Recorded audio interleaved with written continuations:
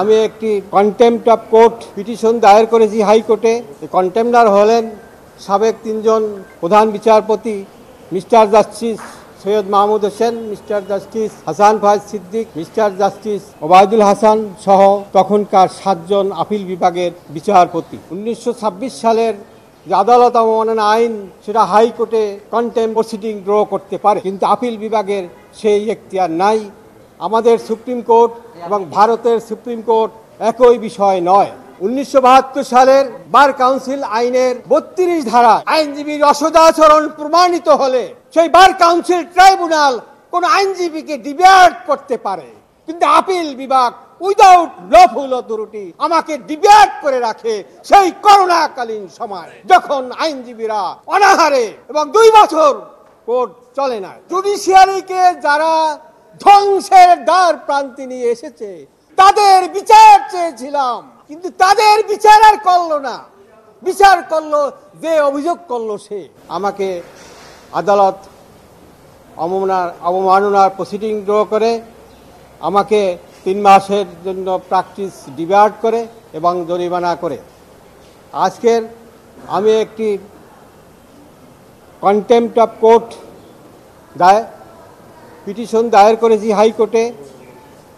কন্টেম্পটার হলেন সাবেক 3 জন প্রধান বিচারপতি Mister Justice Syed Mahmud Hossain, Mister Justice Hasan Faiz Siddique, Mister Justice Obaidul Hasan সহ তখনকার 7 জন আপিল বিভাগের বিচারপতি।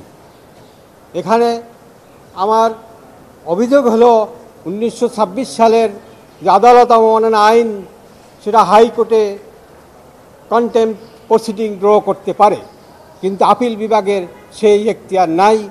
আমাদের সুপ্রিম কোর্ট এবং ভারতের সুপ্রিম কোর্ট একই বিষয় নয়। প্রাণ পটেটো ক্র্যাকারের স্পেশাল মশলা এমনই যে লোভ সামলে রাখা যায় না। প্রাণ পটেটো ক্র্যাকার।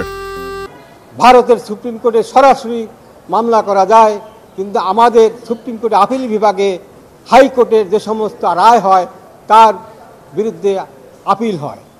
এবং 1926 সালের যে আইন কন্টেম্পট অফ কোর্ট, হাইকোর্ট যদি রায় দেয় সেই রায়ের বিরুদ্ধে আপিল সরাসরি আপিল করা যায়, কিন্তু আপিল বিভাগ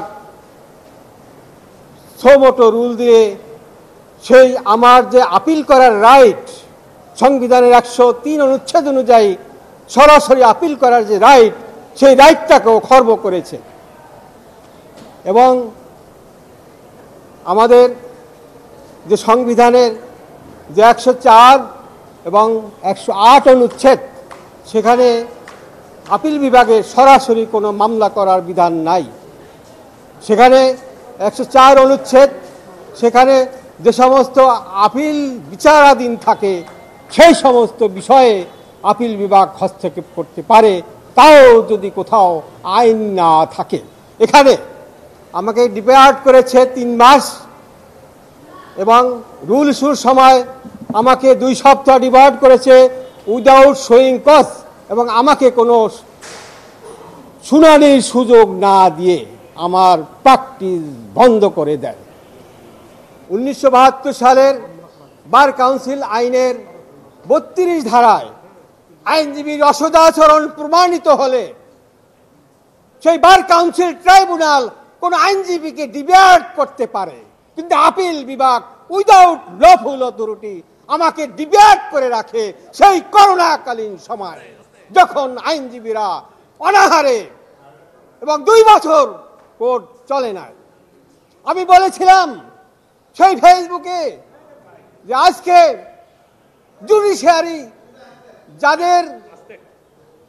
জুডিশিয়ারিকে যারা ধ্বংসের দ্বার প্রান্তে নিয়ে এসেছে তাদের বিচার চেয়েছিলাম, কিন্তু তাদের বিচার আর করলো না।